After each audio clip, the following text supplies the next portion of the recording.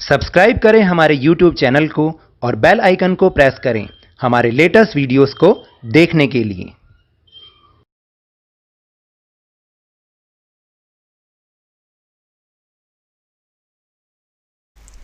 Hello and welcome to Lavneesh sir की class. आज की ये शिक्षा निदेशालय राष्ट्रीय राजधानी क्षेत्र दिल्ली की वर्कशीट नंबर 46 जो कि क्लास 10th के स्टूडेंट्स के लिए है। यह ली गई है सामाजिक विज्ञान के लोकतांत्रिक राजनीति भाग 2 से, और जिसमें हम समझने की कोशिश करेंगे पाठ लोकतंत्र के परिणाम को। लोकतंत्र के परिणाम यानी कि लोकतंत्र की जो विशेषताएं हैं वो वास्तविक जीवन में कैसी हैं, किस तरीके से उन्हें प्रयोग किया जाता है और उनका क्या परिणाम निकलता है। इस पाठ में हम यही पढ़ेंगे, यही समझेंगे कि जो लोकतंत्र की विशेषताएं हैं क्या वो वास्तविक जीवन में भी उतनी ही ज़्यादा सफलतापूर्वक प्रयोग में आती हैं या नहीं, और उनके परिणाम क्या होते हैं। तो चलिए शुरुआत करते हैं मेरे साथ और समझने की कोशिश करते हैं। किए जाने वाले फैसलों के मूल्य के हिसाब से तुलना करें तो लोकतांत्रिक सरकारें ज़्यादा अच्छी साबित होती हैं। तो देखिए कि हमें सबसे पहले यही बताया गया है कि जिस तरीके से फैसले लोकतांत्रिक सरकारों में लिए जाते हैं तो इस प्रकार से तो लोकतांत्रिक सरकारें ज़्यादा अच्छी साबित होती हैं, क्योंकि तानाशाही में सरकारें बहुत तेज़ फैसले लेती हैं और बहुत जल्दबाजी में फैसले लेती हैं, क्योंकि उन्हें विपक्ष या विधायिका आदि का सामना तो करना ही नहीं होता।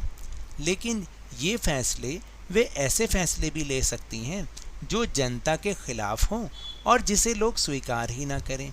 यानी कि कहने का मतलब ये है कि उसमें तो जनता की परवाह ही नहीं की जाती, इसलिए सरकार जो मन में आता है वो बहुत जल्दबाजी में फैसले ले लेती है, और वो फैसले हमेशा से ही ज़्यादातर जनता के खिलाफ होते हैं और जिसे जनता स्वीकार ही नहीं करती, क्योंकि उनके सामने कोई विपक्ष नहीं होता, कोई विधायिका नहीं होती, इसलिए तब परेशानी हो सकती है।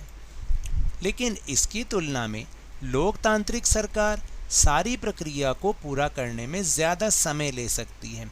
जैसे कि आपने देखा होगा कि हमारे यहाँ कानून बनाने के लिए पहले उसे अगर लोकसभा ने प्रस्ताव पारित किया है तो लोकसभा में पास करवाना पड़ेगा, फिर राज्यसभा में विचार विमर्श के बाद उसको पास करवाया जाएगा और फिर उसको राष्ट्रपति के पास भेजा जाता है विचार विमर्श के लिए।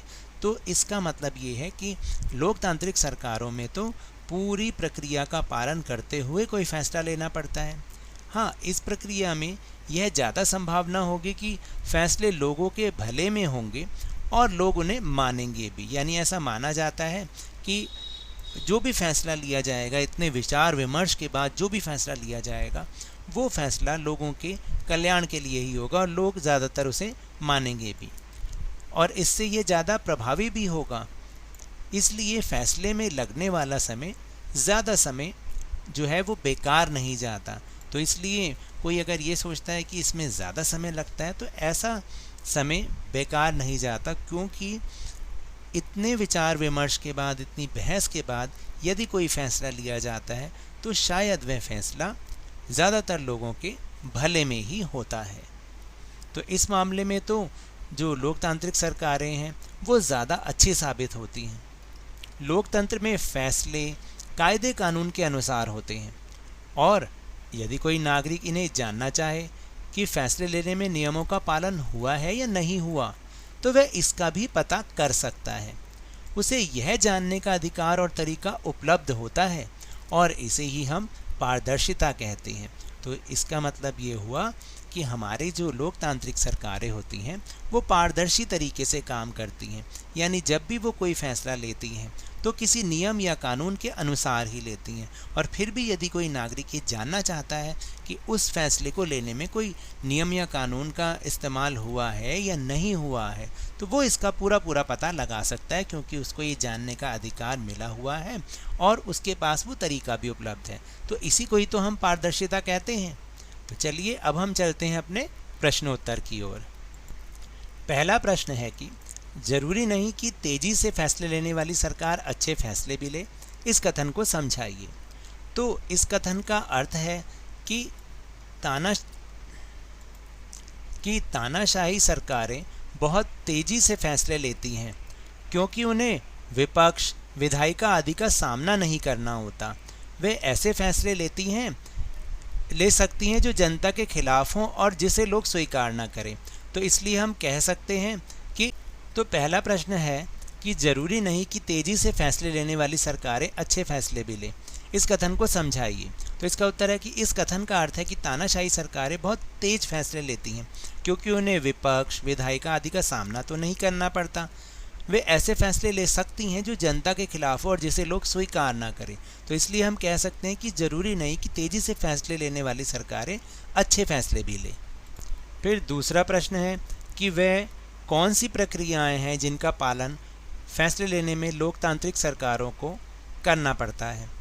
तो वे प्रक्रियाएं यह हैं कि लोकतांत्रिक सरकारों को बहुत ही समझबूझ के साथ सारी प्रक्रिया को पूरा करके कोई फैसला लेना होता है। लोकतांत्रिक सरकार सारी प्रक्रिया को पूरा करने में ज़्यादा समय ले सकती है, लेकिन इस प्रक्रिया में इस बात की संभावना अधिक होती है कि फैसले लोगों के भले में होंगे और लोग उन्हें मानेंगे भी। फिर तीसरा प्रश्न है कि लोकतंत्र में पारदर्शिता कैसे स्थापित की जाती है। तो उत्तर है कि लोकतंत्र में फैसले कायदे कानून के अनुसार लेने होते हैं और यदि कोई नागरिक ये जानना चाहे कि फैसले लेने में नियमों का पालन हुआ है या नहीं, तो इसका पता वह कर सकता है। उसको यह जानने का अधिकार और तरीका भी उपलब्ध होता है और इसे ही पारदर्शिता कहते हैं। फिर चौथा प्रश्न है कि आप जीवन में किसे महत्व देंगे, तेजी से लिए गए फैसलों को या फिर कुछ समय लगाकर लिए गए अच्छे और उचित फैसलों को। तो इसको हमें विस्तार से बताना है। तो इसका उत्तर है कि मैं अपने जीवन में कुछ समय लगाकर लिए गए अच्छे और उचित फैसलों को ही महत्व देता हूँ, क्योंकि इन फैसलों को लेने में थोड़ा समय अधिक ज़रूर लग सकता है, लेकिन ये फैसले अक्सर बेहतर ही साबित होते हैं।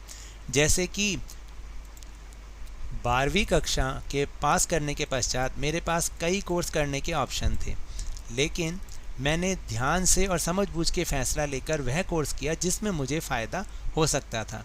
यदि मैं जल्दबाजी में फ़ैसला लेता तो शायद किसी ऐसे कोर्स में एडमिशन ले लेता जिसको लेकर बाद में मुझे पछताना पड़ता। तो देखिए, इस पार्ट के साथ मैं वो जो 5 प्रश्न पूछता हूँ वो नहीं पूछूंगा, क्योंकि ये पार्ट बहुत छोटा सा है और इसमें से बोर्ड में बहुत ज़्यादा प्रश्न भी नहीं आते। तो इसलिए आज के लिए बस इतना ही। अगर मेरे इस तरह समझाने से आपको थोड़ा सा भी समझ में आया हो तो इस चैनल को ज़्यादा से ज़्यादा सब्सक्राइब कीजिए, लाइक कीजिए और बहुत ज़्यादा शेयर कीजिए। और हाँ, मेरे साथ इसी तरह वर्कशीट को समझते रहिए, लेकिन ध्यान और मन लगाकर ज़रूर पढ़ते रहिए और कोविड से बचने के लिए मास्क ज़रूर पहने।